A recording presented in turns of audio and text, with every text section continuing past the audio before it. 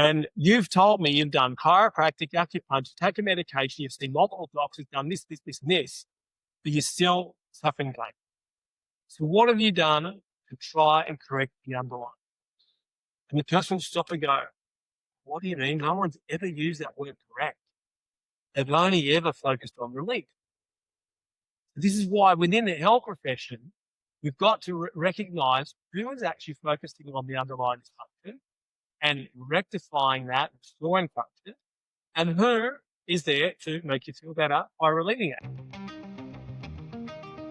Welcome to Beyond the Pain, the podcast that explores what it really takes to break free from chronic pain and reclaim your life. I'm your host, Leigh Brandon, and someone who's spent over 2 decades helping people get to the root cause of pain that no one else could explain.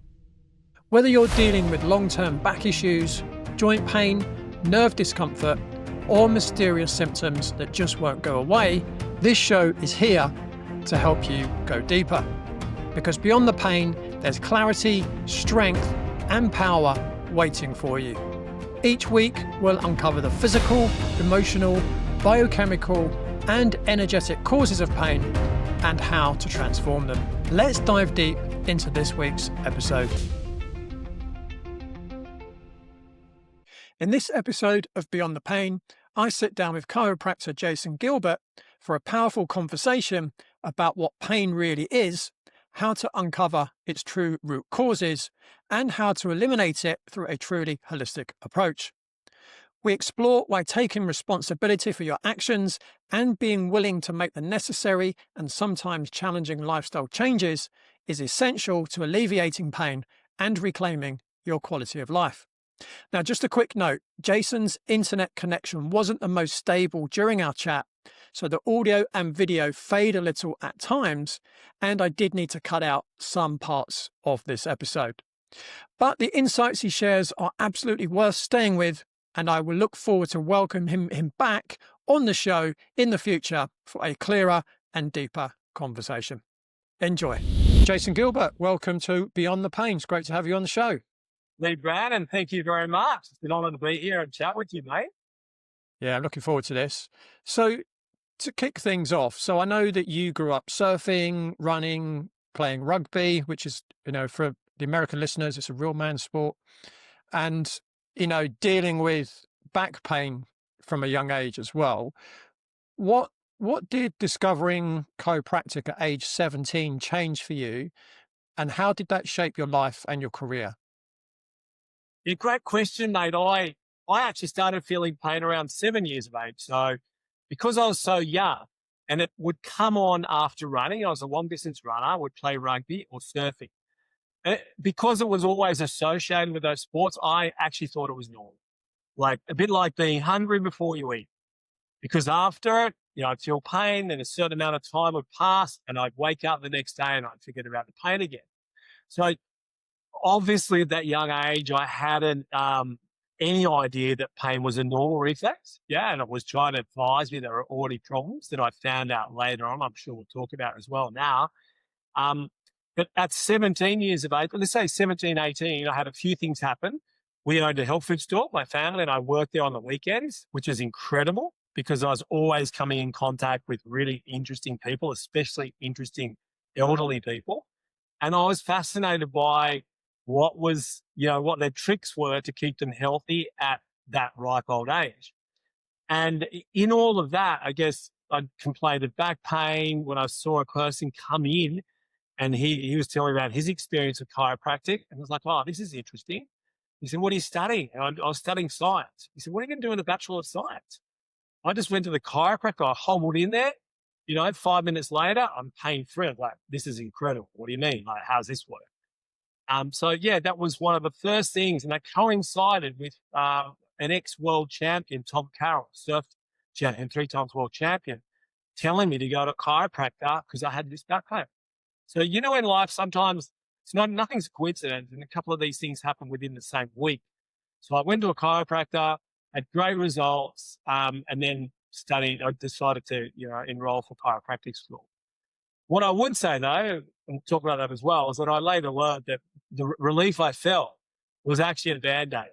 even though that was from chiropractic. It could have been from physio, osteo, acupuncture. If it was focused to pain, which it was, obviously the dysfunction was still deep rooted and it's been there for a long time. And that would manifest again later on. That's pain. Yeah. Yeah. I guess that's, I try and get across to people. There's two ways of looking at pain. Do you want it to be treated or do you want to cure? There's two very different things. One is passive, one is active, right? Definitely right, mate. Over the years, I've actually said to people when they've come in for treatments, I said, look, chiropractic is incredible. It's changed my life. I'm sure it can change yours. However, if you're treating, if you're using it for pain relief, it's a very expensive aspect. Yeah. Yeah, absolutely. That's a challenge, people get used to associating lack of health with symptoms. They don't think about the process they go through before the symptoms actually appear. So look at my case, that was years. And even at a young age, decades. And most people, when they feel relief, there's nothing reminding them to keep diving deeper and find what causes the problem. Yeah. Yeah, absolutely. Yeah. I mean, I've said many times on the podcast before, pain is a message. It's a signal generally warning you of something that you need to address, right? Whether it's to do with your structure of your body, your posture, whether it's foods that you're eating, whether it's an emotional issue you've not dealt with, it really is a gift. There's a great book called The Gift of Pain, and pain really is a gift. And I guess the challenge a lot of people have is understanding what the message is. And that's why people come to people like us, so we can help interpret the message, and really push them in the right direction to, kind of alleviating whatever that message is trying to tell them. Most definitely, you and I are speaking the same language, and I think everyone's got their process, even as practitioners and health professionals. We go through our process to realize, hold on, if this is a normal, natural reflex from the brain, calling my attention to an area of dysfunction, and I'm only suppressing the pain signal and leaving the cause, that doesn't make sense. And, I remind my clients that, let's say that their body was showing that they had lung cancer and they found out because they actually sped up blood. No one would treat that like any successful intervention, an intervention as success, if it was only focused at suppressing the blood. They're obviously going to root cause. So when people understand that it's actually a reflex, it's similar to hunger, guiding you to eat. It's similar to feeling tired, guiding you to sleep. This is guiding you to look for that underlying problem. And it's got to be unpleasant. Otherwise, I write about this in my book, actually, if it was a nice feeling like laughing or an orgasm, well, we'd want to be in pain all day. It has to be unpleasant. And it's funny, when I talk about the book, I wrote my first book it's called The Secret of the Healthy Spine. And I wrote this book first in Portuguese. And my whole thing at the start of this book of my career was that the pain can actually save your life. And so in Portuguese or Spanish, that translates beautifully to salvador. Okay, save your pain. And I was like, oh, what a great name for a book. The pain can save you. So it's a really challenging thing. You might be able to relate to that as well, Leigh, where if we're dealing with a body, and I would say the body is too efficient sometimes at removing the painful stigma. So let's say someone's had a pathogenesis, a process occurring for a very long time, and the pain, as we know, in many circumstances, not only with spinal problems or biomechanical problems, appears often at the end of the process, for example, coughing up blood for late-stage lung cancer. Then what people need to understand also is that pain is often the first thing to improve when you start to work at biomechanical function. Which, as I've said with people over the years, they come in and they're going, oh, this is amazing, you're incredible. That sciatic pain that I had for 10 years is gone. And I've only been here twice. And I'm like, of course I'm happy for them because they're not suffering anymore. But I'm like, I'm sorry, don't think you're healed. There's still a problem. And as practitioners, I think we have a responsibility to remind people, we don't heal you. It's your body that does the healing. What we're doing is removing blockages and allowing your body to heal.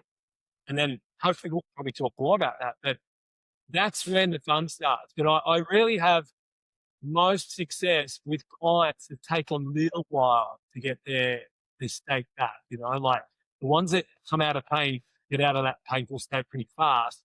They're the ones that typically might disappear and then come back on their next price. And, like I remember my early career, I set up in Peru. That was the first place I worked. And I opened this clinic up and I thought that this, I'll go and I'll have lots of patients from day one. And I did it. In the first month, I might have been seeing 2 people a day. So I put out a press release and I offered to examine every Peruvian child's spine free. So I went from 0 to 60 really fast. And then it normalized about 40 people. We have a physio team. I was a chiropractor. Around that time, it was absolutely incredible experience because I was getting people from all social classes, very poor Peruvians from the Andes, to the people living in Lima, their executives, sports people, and all this. And what I saw multiple times, people coming in with pretty strong sciatica or other pain like back pain, etc. And they showed me their MRIs, and I've seen a very mild protrusion, let's say, like a very mild disc degeneration. Great. I did what I thought I should be doing at that time, and they'd disappear. I'd forget about it as well. It's 40 people a day. Multiple times, 5 to 10 years later, the same person would come back. And they'd say, oh my God, you're incredible. You got me out of pain. You're like, by that time you realize, no, I didn't. Your body that actually took that pain too fast.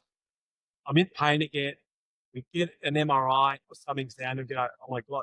The time that they went, that 5 or 10 years, no pain, their disc degeneration went to an extreme hernia many times. And then you're saying, you know what? You're doing someone a disservice if you only focus on them. Or their understanding. Yeah. Yeah. I mean, an analogy I often use, and it not necessarily just for pain, but any kind of symptomology is, imagine driving along in your car and you get the engine warning light come up on the dashboard, right? And you take it to the car mechanic and he says, oh, here's a bit of black tape to put over the light. Now you can't see the light. Yeah, exactly. I use right. What's going to It's fantastic. Yeah, what's going to happen? Well, you're going to keep driving around your car and eventually things it's going to blow up, right? Yeah. It's going to come a point where you can't drive it anymore. And, with pain, it comes to the point, if you keep ignoring it or you keep masking it, it will get to the point where you won't be able to function at all. Exactly. And different to the car, you can't buy a new motor. Exactly. And mate, isn't it funny? That same analogy, I became really good at using analogies because my Spanish was pretty basic, and then I went to Brazil and learned Portuguese and same thing. So I think over the years I had to find simple ways to explain to my clients what was going on. But how many times do people come in and you go through all of that, you explain it, and it's like they're looking at the exhaust and they're saying that the exhaust is black. You're like, I know, but it's not the problem. It's actually the problem with the motor. Or the car's vibrating or it's spluttering. You're like, I know, but it's so hard to get their attention from the pain, from the warning light to the actual dysfunction in the motor. And, that requires time. Yeah, I don't know if you've had this experience as well, but we're humans. So one turning point in my career was when I actually, in my first consultation, managed to deviate via a whole lot of questions, neuro-linguistical questions, deviate the person's attention from pain to the underlying cause. For example, if, I tell them straight up, people don't come here due to the pain itself. They come here due to the fact that pain is limiting them from doing things that are important in their lives. So in your case, how's it affecting your work? How's it affecting your sports? And how's it affecting your relationships? And you can note that down. And this is a really good tip for anyone listening who is a practitioner, because it gives you a way of coming back and measuring that a month later. It's not just simply saying, well, what's your pain like now? Oh, no, it's not that bad. Before it was really bad. That doesn't describe much. But in all of this process, having them understand that, hey, there's an underlying cause. And what's going to happen if you don't finally correct the underlying cause? That's one question. Another question I asked that is this. Okay, you've been suffering this pain 5 or 10 years. You would have heard this, Leigh, countless times as well. And you've told me you've done chiropractic, acupuncture, taken medication, you've seen multiple doctors, done this, this, this, and this, but you're still suffering pain. So what have you done to try and correct the underlying? And the person will stop and go, what do you mean? No one's ever used that word correct. They've only ever focused on relief. This is why within the health profession, we've got to recognize who is actually focusing on the underlying dysfunction and rectifying that, restoring function, and who is there to make you feel better by relieving it. And look, there's no criticism either way. It's just that we've got to be clear on our goals and who we work with to achieve those goals. Yeah, what's interesting, I get around quite a bit and speak to a lot of people, and people know what I do, so they'll come up to me and they'll say, "Oh, Leigh, I've got this problem. What do you recommend?" In that scenario, I don't know, because I've not investigated at any level why they've got that issue. And one example, a few months ago, I was at this tennis event, and someone I hadn't seen for a long time came up to me, and she said, "Oh, I've got arthritis in my hands. Like, what should I do?" Right? And I said, "Well, if you've got it in both hands, my guess is, without, delving any deeper, you've got some kind of systemic issue." And she said, what do you mean?" And I said, "Well, if you're right-handed and it was just in your right hand, it might be something to do with what you do with your right hand. You play tennis, maybe it's to do with playing tennis." I said, "But the fact it's in your left hand as well suggests to me that's more of a systemic issue. What I would probably do is investigate the health of your gut, maybe run some tests, see if there's any, what we call leaky gut, might have some inflammation, that might be causing the arthritic condition in your hands. It might be something that you're eating." And as I'm talking, there was this, like, the blinds were just coming down. Like, what do you mean it might be something to do with what I eat? What do you mean I might have to change something? She just wanted me to say, "Oh, look, here's the magic pill," or, "Oh yes, let me do this to your hand and all the pain's going to be gone," And it is curious to me why people are kind of that mindset. And if she's listening to this and she knows I'm talking about her, this is probably 99% of people that I come across, and I'm sure it's no different for you. And I've thought long and hard about this, and I think this is important for the listeners to hear as well, is that I want to take a moment to share a story that really stuck with me, because it's about more than just pain. Catherine was once a fit, active runner, but after a back injury, she could barely get out of bed. The worst part, she couldn't even pick up her toddler without wincing in pain. She felt helpless, exhausted, and scared of what the future might look like. Together, we figured out the root of the problem. Just 5 weeks later, she was off painkillers, and within 10 weeks, she was jogging and lifting her son pain-free. If pain is stopping you from living the life you want, grab my free chronic pain breakthrough blueprint at www.bodycheck.co.uk/free pain guide. It'll show you the 7 reasons you might be stuck in pain and how to start moving forwards. I think as human beings, we love things that are familiar. We love habits.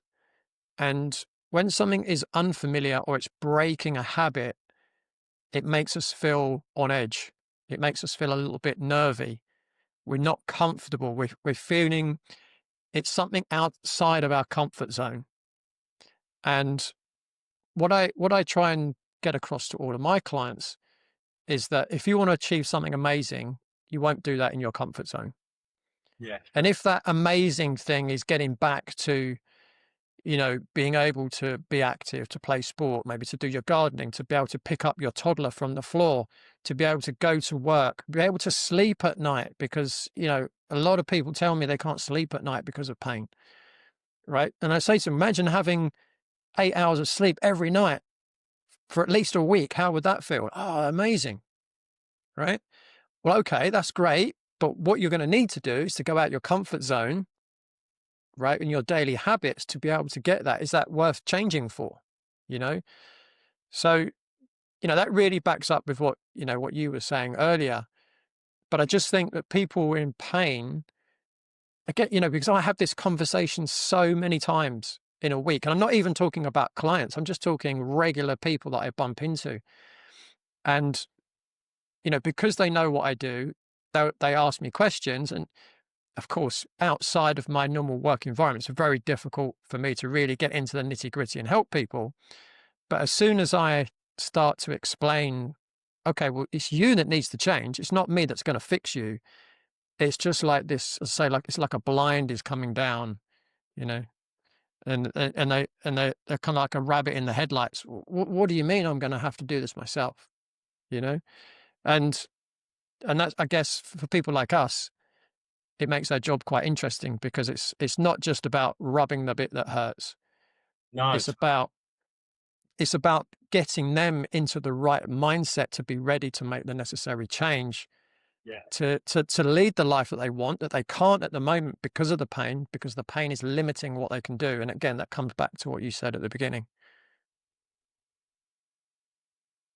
Mate, it's really encouraging hearing that, because sometimes when we work with this, we forget there's other people thinking the same way. And so what I wanted to add before was the fact that in a consultation situation, especially when you're dealing with biomechanical health function, that if someone, and I've seen this hundreds of times in my career, if someone has to recognize that there's an underlying problem that needs to be corrected, that requires an investment in time and money, financial as well. And this is another thing, depending where you live. In Australia and the UK, we have public health systems. So people are used to neglecting their health and having someone else pay for it. In reality, I say the word health, but it's not health they're paying for. It's disease, it's symptom suppression. At no point in our health system are we looking at true health. But this is nobody's fault. It's simply because I feel that word health should be divided into people who truly focus on health and those who focus on disease or symptoms. And then we know, okay, if you've lost your health, which is when most people think about their health, when they actually lose it to a certain degree, then they'll know, oh, okay, my house is on fire. I need to ring the fire brigade. You will not want to ring anybody other than the fire brigade that time. You won't ring a carpenter. Then if they're not around, you ring your neighbours to try and help you through this emergency with their hoses. Now, it's funny, the fire brigade doesn't come along and say, oh, we're going to help you rebuild. It's us that thinks the fire brigade does that because they're called the health profession. Yeah, when I'm referring to fire brigade, I'm referring to the medical profession, responsible, well-meaning professionals following a paradigm, an allopathic paradigm that's different. So this is the first observation I think is really important for people to understand. Break your health down into whether it's symptomatic due to lack of health or whether you're feeling great, but there could be underlying dysfunction. And more than likely there is. If your diet's not 10 out of 10, your exercise and movement's not 10 out of 10, I mean, we're living. One of the main causes or the principal cause of spinal dysfunction is gravity. We can't escape from it. We have to stick down, send text and all the rest.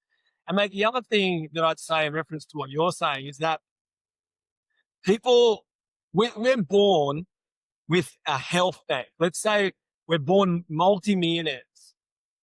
Thankfully, most of us are born with health. But no one's there at the start of our life to help us understand how to spend, how to invest. In reality, not at all. We just spend. So your client who you ran into at the tennis, like many, is just used to spending.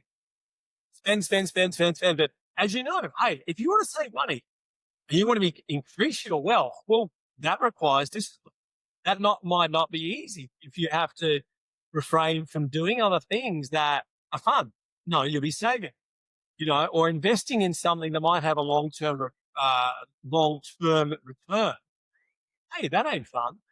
And that's pretty similar to health, where most people have never been taught how to actually invest in it. They keep spending. And that for some people, you have seen it in their 30s, they're poor already, they're bankrupt. While others could be 60 or 70. And when I deal with younger people, I'm like, you know what? It's a blessing it's early because you've got a chance where your body's still strong to turn it around. Now, even if they're 60 or 70, of course, they still have that ability. And I've dealt with that with my mum, who was diagnosed with late stage lung cancer. She was smoking. This is the other health for smoking 60 years. And of course, she was always going to have lung cancer, and she got a late stage. She's still alive, 90, like, and I remind people, like, someone who's in their 90s and not necessarily very healthy, if they cut themselves, their body always has the ability to heal.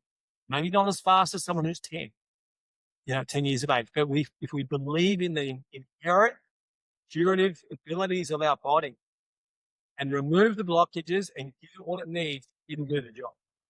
And that's exactly what you just said there around diet, sleep, mindset, exercise, the way you move. Are you moving too much? Are you moving correctly? Or are you not moving at all? And I get my clients to put these into 3 categories: emotional, physical, and chemical. And chemicals obviously diet. So in each of these categories, I want them to put a line down the middle of the page and put toxin, nutrient, and start to recognize what their toxins are. So if their toxin is too much alcohol, fatty alcohol, too much sugar, food with preservatives, processed food. If it's seed oils, at least they've got a way of identifying what their challenge is. And many people also, when they realize that they need to get healthy, or even if that something comes up, they'll go straight to thinking about things they need to stop doing that they like. But this actually deters a lot, then you get up. As opposed to accepting, hey, some of those other healthy habits can continue for a while. Let's just introduce positive. Can you walk 20 minutes a day? Can you drink more water? Can you drink good quality? Could you take, let's say, good quality omega-3 supplement if there's inflammation? You know what I mean? Like introducing things as opposed to saying stop smoking, stop 3 coffees a day, stop drinking every night, and then slowly bring that process around. It's like changing the course of shit. It's going from Australia to North America. If you just change 1 degree in direction, it'll end up in South America. It won't end up in Los Angeles. It'll end up in somewhere like here or live. Yeah. You know what I mean? So, as I said, it's really encouraging to speak to someone like yourself who is on the same plane. But I can't say I always recognise it as clearly as what I do now. And the hardest thing sometimes for a lot of health professionals is packaging it in a way that their patients will understand and then guiding them along the way. Because think of a football team. No football coach ever says at the start of the season, hey, do this, and this. So-and-so, you're on the wing, you're doing this, da-da-da. Good luck. I hope to see you at final. They're there every single week, multiple times when we train it. Why would anyone expect any help regards to their health to occur once and never again? We shouldn't expect that either. We should go our client's side along the journey and introducing new challenges, new ideas, and everything else, as opposed to an allopathic system paradigm that's 1 or 2 off visit.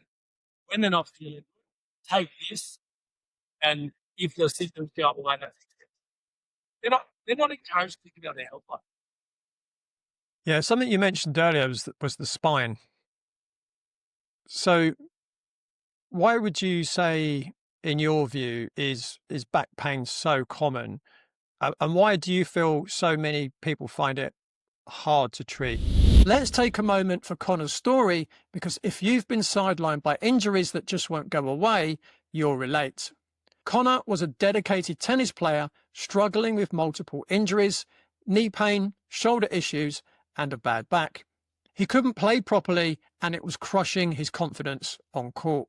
After we put a plan together, tailored to his needs, Connor was pain-free in just 7 weeks. His movement improved, his strength returned, and he hasn't looked back since. If you feel like injuries are getting in the way of doing what you love, download my chronic pain breakthrough blueprint at www.bodycheck.co.uk/free pain guide. You deserve to perform at your best without the setbacks. Yeah. Okay. Good question. And like I'm in my fourth decade of working my career now, working with this guy. So, and a younger professional would have kept this answer purely physical, biomechanical. And that would include things that I've seen, things that are in my book actually. Because for 5 years, I documented every pause my clients came in with. Okay. Once again, I'm using paper towel. Most of the time, it's pretty sitting down for too long, sitting down incorrectly, sitting down in support that's not giving the right support, for example, a lounge or a sofa instead of a nice ergonomic chair. Okay. Sleeping for 8 hours on a mattress that's too soft. Okay. Once again, depending on the position, sleeping, face down, head turned one way, all of this clinical. And they're all things that you can, I guess, join the dots on with your clients over the years. Training too hard, not going through an injury process and stabilizing the area before they go back and do heavy weights again, like skipping that. So perpetuating instability. Get my drift there, like, or an obvious impact, sporting trauma, fall, physical things, things that are going to, I guess, compromise the biomechanical function of our spine, of our machine. Yeah.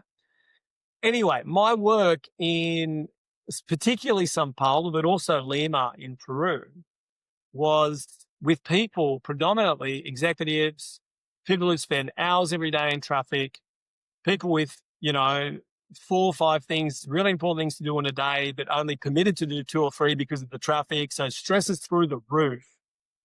People who didn't really prioritize health or even have access to healthy food. And so with time, I'd be working with people and find that, my goodness, their muscles are rigid, their spine's rigid. I'm not getting the results I want here. I'll go deeper. So I started to ask about their diet and particularly hydration. Oh yeah, wow, your muscles don't feel like they're hydrated and I can't get an adjustment. When you adjust and work with a lot of people, do soft tissue work on people, you get an idea of what normal is. And then you hear, I don't like water. I just drink fizzy drink. I don't like the taste of water. You're like, what? So bit by bit, your career takes a bit of a turn this way and you actually focus more on diet. So when you were using that analogy with the cup and filling the cup up, in my work, we call that physiological load. Yeah. And, another term for physiological load is stress. We call it allostatic load. And then, like you were saying, as you increase the amount of stress on the body, you cross a threshold, and that's when you start to get symptomology.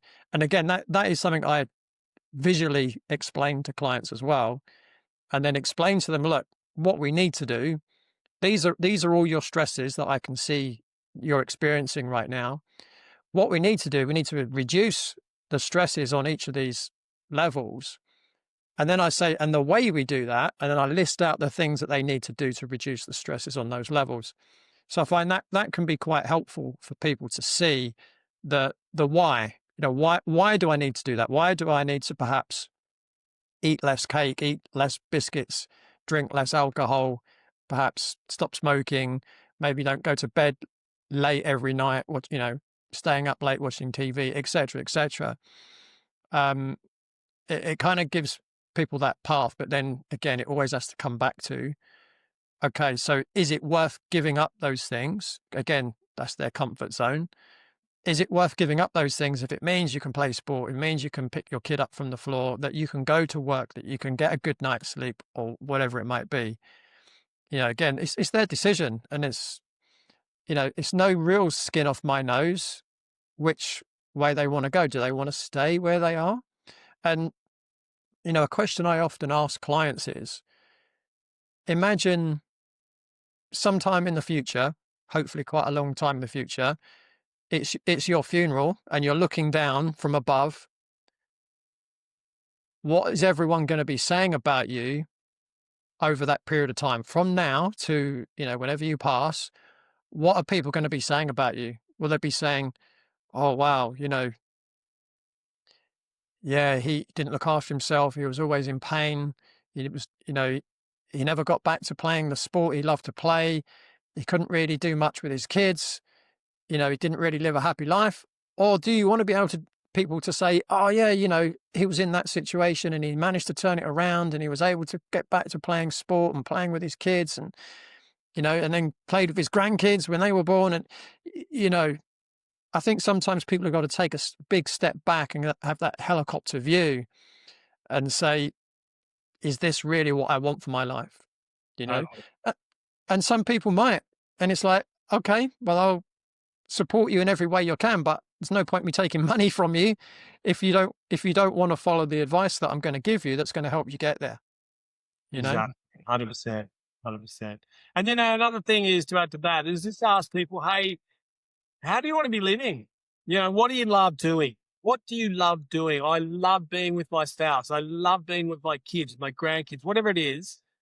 All right. I live in a surfing area. People love surfing here. They love playing footy, whatever it is. And that's important. If everyone listening now has said, what do I love doing? And how would that look like in 5, 10, 20, 30, 40 years in the future if I couldn't do it?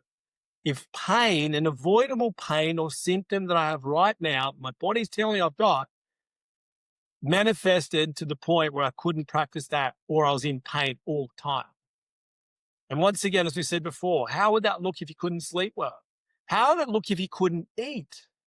My dad passed away 2 years ago of motor neuron disease. The signs neurologically were there a very long time before. And I'm not saying it was 6 beers a night, but he had 6 beers a night his whole life.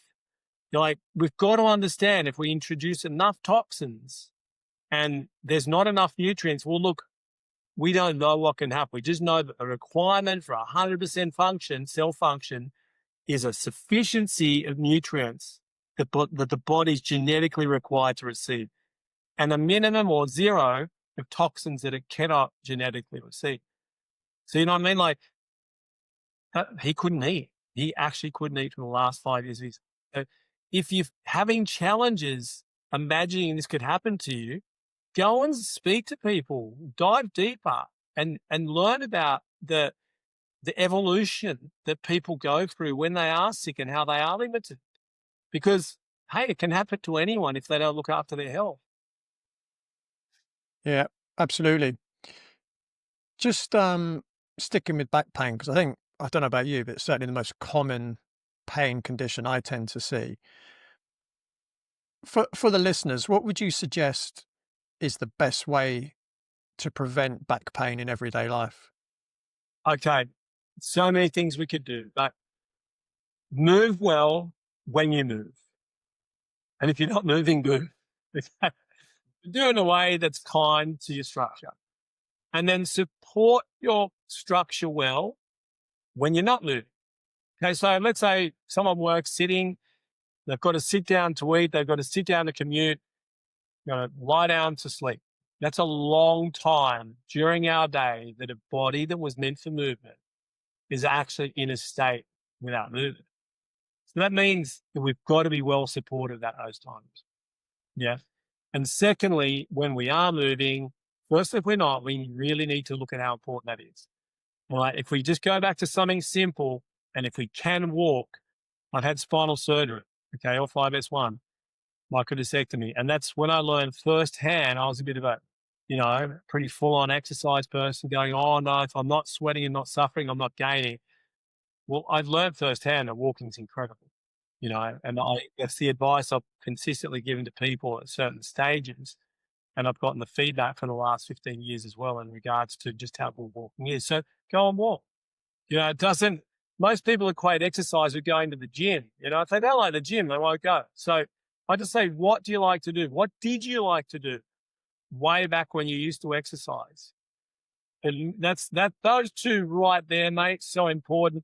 As we've touched upon it as well, if we're recognizing that a muscle's between like 65 and 80% water, drink water. Drink good quality water. Make it a priority. Get up in the morning and hydrate, because we see so many symptoms from cramps to muscle aches to all sorts of other types of, I guess, indications that the muscle's not well hydrated. And it's such a simple solution. I'd like to also highlight that a lot of what we're talking about is simple. This isn't rocket science. I have a hyperbaric chamber that I work with. Hey, we're not mentioning expensive equipment. Even though it's incredible, we're going back to basics. Walk on uneven surfaces is another thing I've discovered recently. If you can get into nature and you feel comfortable, get the shoes off.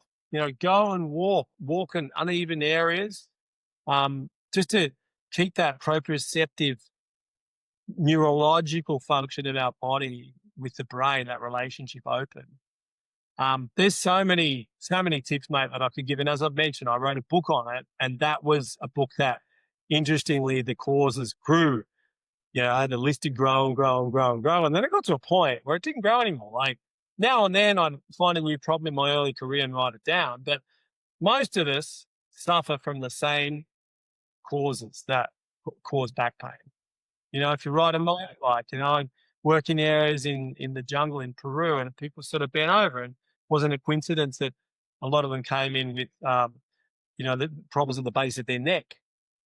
Okay. Or, if they're sitting down, they're professional drivers and they're suffering from low back pain. Well, strategies are really important for each person, depending on their lifestyle, to be able to compensate for that. Mm.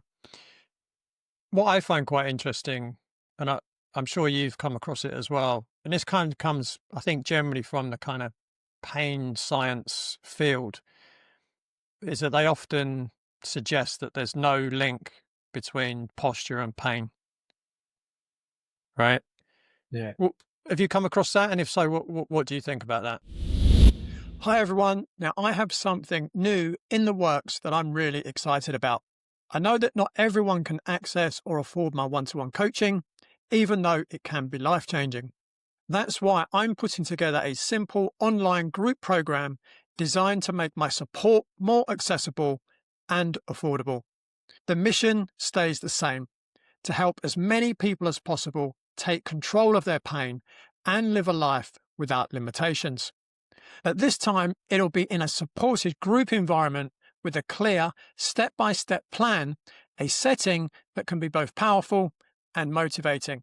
Right now, I'm just exploring interest, so if you think you'd like to be part of this, just email me at leigh@beyondthepainpodcast.com or DM me with the word group, and I'll make sure you're the first to hear when it launches. Thank you so much. I can't wait to share more with you. Now, back to the show. Now and then I'll make claims. I hate to even say make claims, but I'll just declare what I feel is the truth online. And I don't know if they're trolls or who they are. They just want to shoot you down. Say, where's the scientific research? You're like, just listen to your clients. Listen to anyone who's sat in a chair that's not giving them support. If they're slumped, this is where I see this. A good example. These young kids playing video games. Because this is a thing, they're spending hours slumped over. And it's no coincidence that, firstly, well before they even tell you where it's hurting, you can palpate, you can observe, and you observe the effect of the posture on a spine that was meant to have two curves going back, okay? Lordosis, let's say, some people refer to it as that, but I'd say the cervical and the lumbar curve, and one curve going forward, which is the mid-back curve, the dorsal curve. So those curves need to be maintained, not exaggerated. And if the dorsal curve exaggerates, let's say it's increased due to being in a poor posture when you're sitting, well, we'll often lose the neck curve. We'll get rectification of the cervical curve. So one example has people understand very clearly the effect of this. Compare a giraffe to a flamingo. A giraffe has no curve, no mobility. A flamingo has two curves, has 360 degrees of rotation. So well before people might go, oh, but that you can't prove that hurts. You're like, I can prove that your poor posture is compromising your spinal function. And I don't care about pain or symptoms. If great, good on you if you don't feel that yet. But I can guarantee you, if you're in a state of dysfunction, you will feel something one day, and hopefully before you have arthritis, disc degeneration, etc. You know, so yeah, for me, posture is the window to the spine. Yeah, I mean, I would say it just frustrates me when I hear comments like that because it's going to mislead some people. I've heard people say things like, "Oh, you shouldn't go to someone like Leigh and get a physical assessment. It's just a waste of money," right? But yet, I've been doing this kind of work 24 years, and when I first started out, that was all I was doing. I was assessing people's structure, their biomechanics. I was helping correct their posture and their biomechanics, and they were getting better. Right? Now, obviously, as I've gone through my training and gained more experience, yes, then things like nutrition came in, lifestyle, stress, emotional trauma. Yeah, they can all play a part. But to say that, your posture, your structure doesn't play a role in pain, yes, of course. That if you MRI'd spines of people in their 40s and 50s, you're going to see degeneration, right? Doesn't mean everyone's going to be in pain, right? But it doesn't mean you throw the baby out with the bathwater and say there's absolutely no link whatsoever. I mean, everyone I've ever seen with a disc bulge has a flattened lumbar spine. Everyone that I've seen with a facet joint irritation has had an excessive lumbar spine, right? Yeah, So just on that alone, how can you say there's no link between yeah, posture and pain, right? yeah, yeah. The way that I look at it, and I'm sure you do as well, you look at everything. You look at someone's posture, you look at what they're eating, you look at what time they go to bed, you look at how much water they're consuming, right? You investigate whether there's any, emotional stress, any mental stress going on, right? But to say that there's no link is just frustrates me. That's all. It's, And the fact that I've helped hundreds of people just by correcting their posture, yeah. you know. And it's So gratifying because it's up to them. You're empowering them. So we're trying to break away from a system that is based on dependence. yeah, I've got an interesting story to share on that aspect. So I'm going back probably 20 plus years. And I was working with a lady. I could see that her atlas was out of alignment. And I referred her to a nuclear chiropractor that was in London at the time. And I remember later that day, because I knew the day she was going to have this adjustment done. And later that day, she rang me and she said, "You won't believe this." I said, "What?" So I think if I remember right, she was in her early 30s. She said, "I haven't had a menstrual cycle since I was about 18. I said, "Yeah." She said, "It's back." So for about 16 years, let's say, she hadn't had a menstrual cycle. She gets her neck adjusted and bang, it's back. Incredible, isn't it? So again, it just shows, if your structure of your posture isn't optimal, it can affect literally anything in the body. And to say that, there's absolutely no link between posture and pain, it doesn't mean if you've got poor posture or if you've got physical damage, you will definitely experience pain. We're not saying that either. I know there was a study, Booz et al., many, many years ago, and they studied lots of adult discs. So they did MRIs of discs. I can't remember the age group of the adults. And they found that 76% of them had some level of disc derangement, but no pain at all. I see that. Yeah. Right. And then 96% of them that did have pain also had damaged discs. So what does that tell you? What does that tell you? Well, just because you've got damaged discs doesn't mean you have pain. It might be that the other things that you're doing are keeping you out of pain, right? You're below that physiological load threshold, right?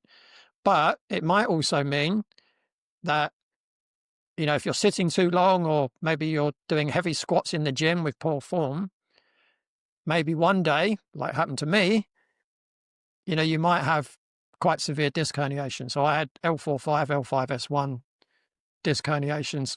Yeah, so, I know leading up to that disc bulge, I knew I was spending way too long seated. I was writing a book and I had a deadline to meet. I was spending way too much time seated. I was doing Bikram yoga at the time, which probably wasn't ideal for me. I'm naturally very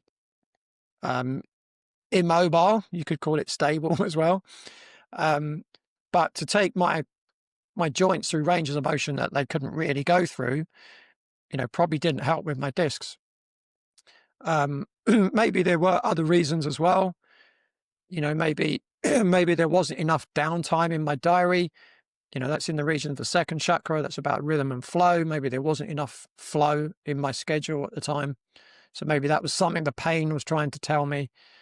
But yeah, to say that there's no link is just, as you can tell, I get a bit of a bee in my bonnet about that. Yeah, exactly. Yeah, totally. And I understand, because over the years, I've seen people make really consequential decisions based on an opinion, based on a dogma, based on nothing that's clinically proven. And then I was going to add also to your example about the woman who had a period after many years of that menstruation. That's happened multiple times in my career where a woman hasn't had a period. She may not have said that, but has come back and told me, or gotten pregnant because she thought she didn't need to worry about being cautious. And this is really important to understand. It's not that every single person in the world is going to find a solution to that if they suffer from that. And if the cause is less nerve supply to a certain organ, an interfered nerve supply, and that's removed, well, then that can happen.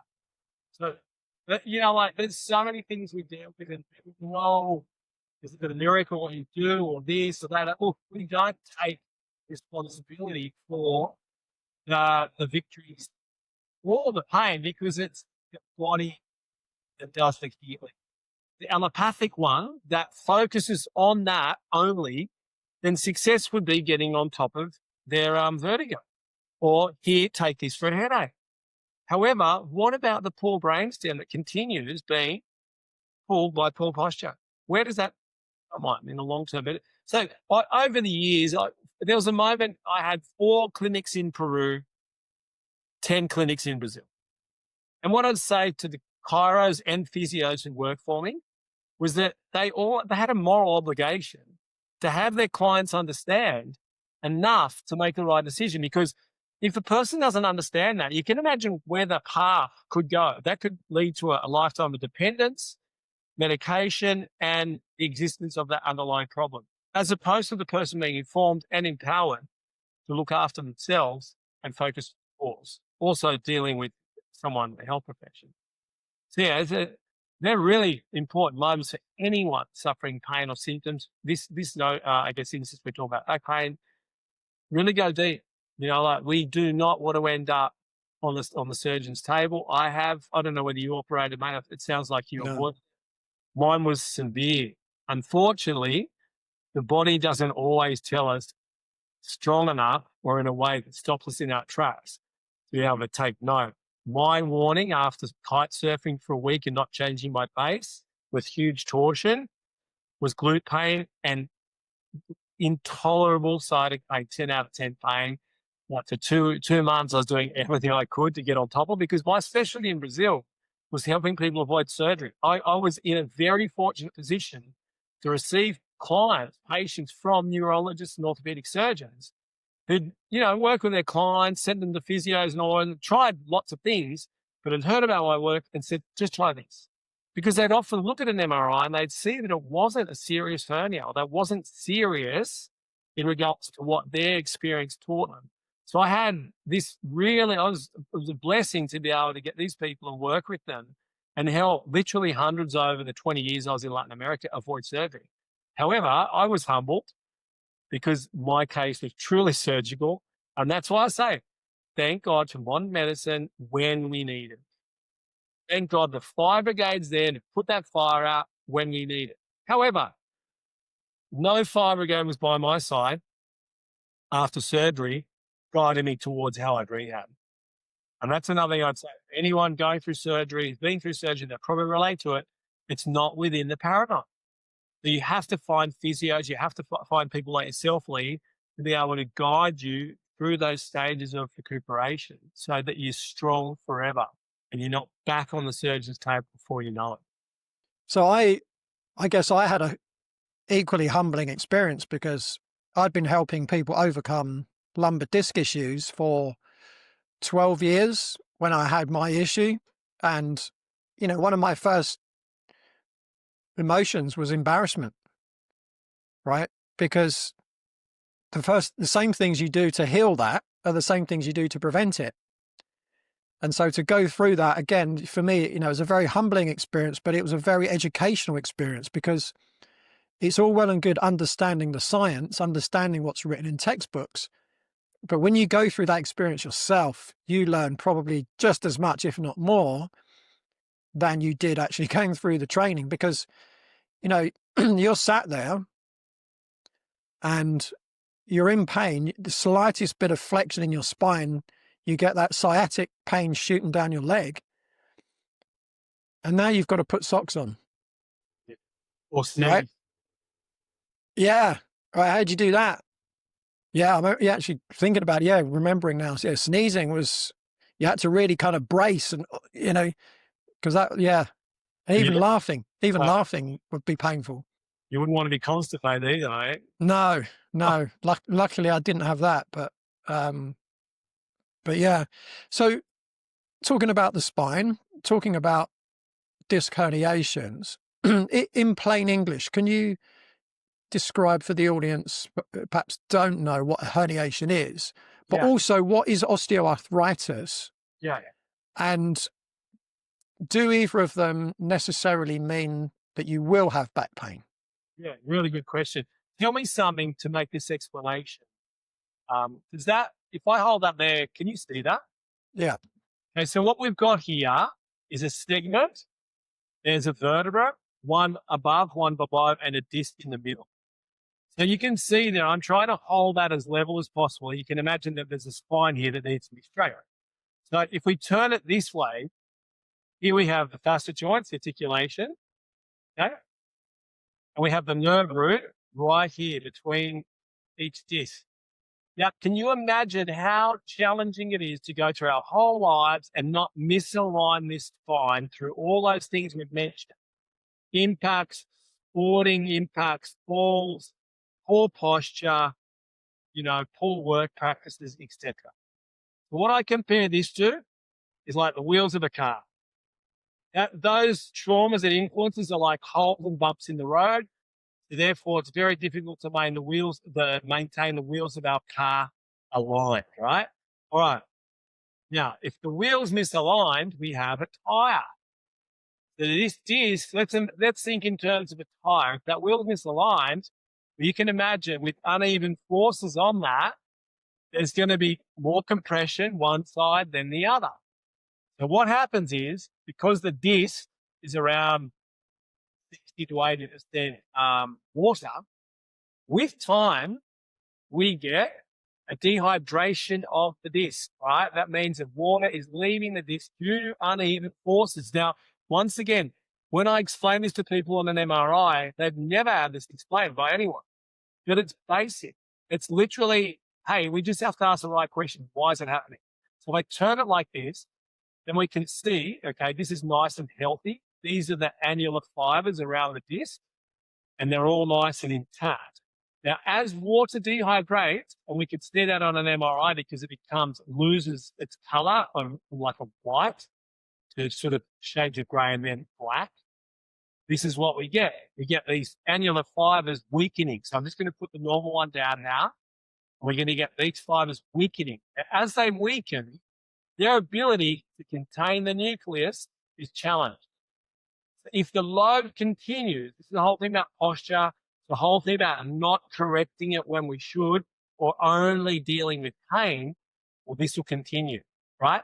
We can already see that this phase one of degeneration has lost this class, yeah?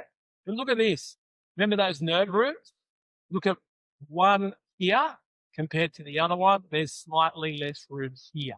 So let's look at that in this next one where we start here and we can see that nucleus has actually been able to migrate because these fibers, look at them, they're all open.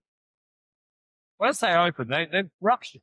It's like a ligament, ruptured, and that's allowed migration of the nucleus.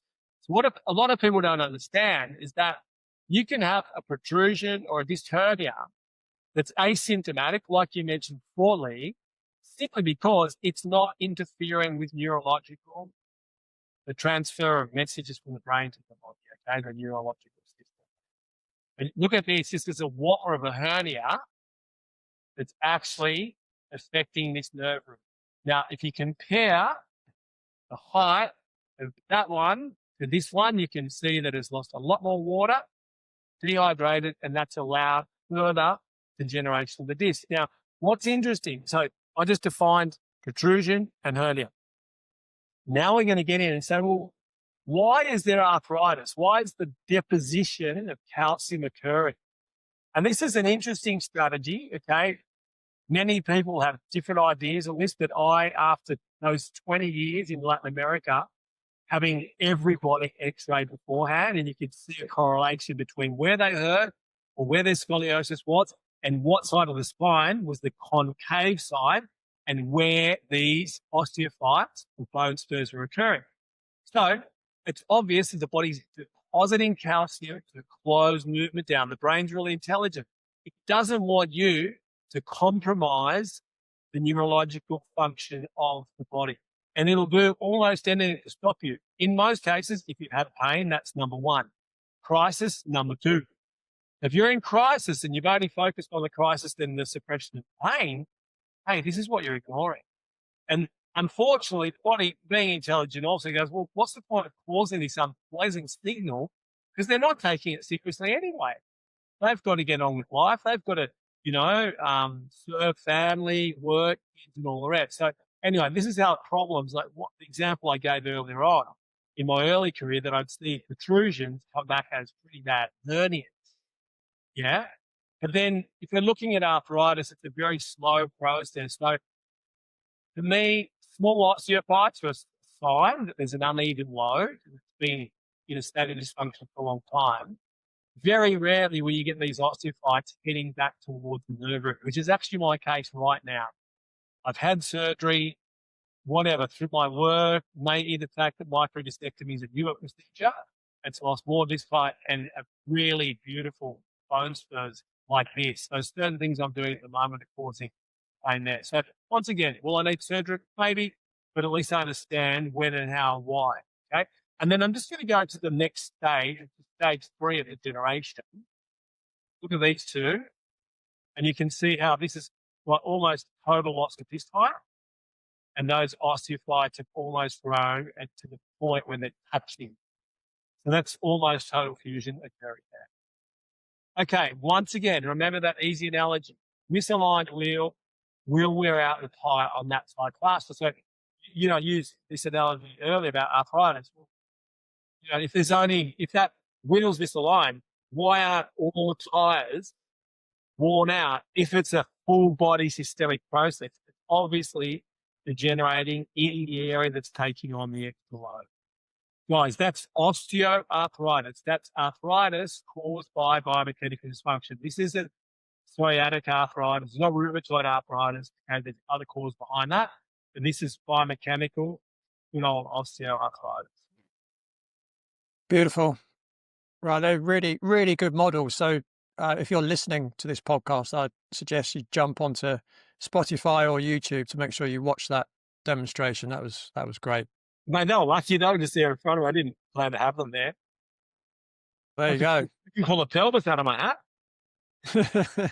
And you know what? Now that I've got the pelvis in my hand, imagine how easy it is to have an ankle injury, a fracture, a knee injury, congenital hip problem, that could put more weight on one side than the other. Can you imagine the loads, the uneven loads that happen here in the sacroiliac joint, and therefore L5S1 straight from start? And you mentioned that client who went and had her atlas adjusted. Well, if there's a pelvic tilt, the whole spine's compensated in some way. Think about the lower floors of a very tall building. If they're misaligned, it's the stories that floors are going to be even more affected. Yeah, absolutely. Absolutely. And where can people find you online, and where can people buy your book? Mate, they'll buy that online. The Secret to Help is fine. They'll find it on my website. I've got other courses there as well, jasongilbert.com.au. Got a great course for recovery after spinal surgery. Another really great course on, it's called Stronger Every Day. It's in regards to all the stuff we've talked about, nutrition, physical, chemical, and emotional causes of pain. So it would help someone with the info they need to get better. And I'm really accessible, mate. If anyone wants to contact me on Instagram, Jason Gilbert Official. I reply to everyone and often guide people all around the world to people like yourself, okay, that I'm familiar with, and get them, focus on the course. In a world where it's so hard to find people that actually help you with your health. Yeah, yeah, yeah. I mean, I guess like me, you probably don't have a Ferrari in your drive, right? I'm getting the second-hand dual cab ute that I can the tiff and take down the beach.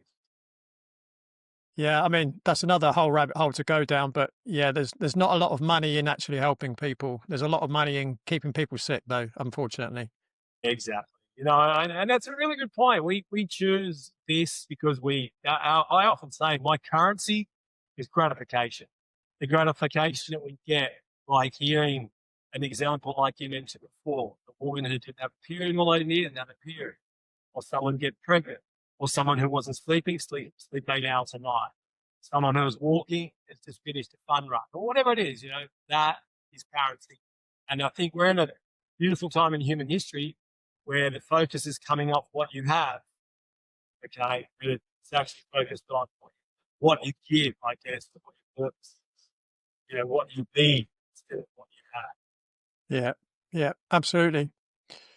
Jason, thank you so much for your time today. This has been a really great conversation, and I'm kind of feeling that this is going to be an episode I'm going to share quite a lot with people that I meet in the street. I think this is going to be quite an eye opener for a lot of people out there. So I just want to thank you for your time, and just thank you for sharing your knowledge with the audience today. Fantastic. I hope so, mate. I hope it really does help people's lives. And mate, congratulations, because if it wasn't for people like you, it'd only be one-on-one. It just scales it up to reach many more people one-on-one. So huge congrats to you. Thank you very much. Same to you. So that's it from Jason and me for this week. But be sure to tune in, same time, same place, next week on Beyond the Pain. Thanks for listening to Beyond the Pain. If this episode resonated, please follow the show, leave a review, or share it with someone you know who's been struggling. And remember, pain is not permanent. With the right insight and support, you can turn it into power. Until next time, stay open, stay strong, and keep moving beyond the pain.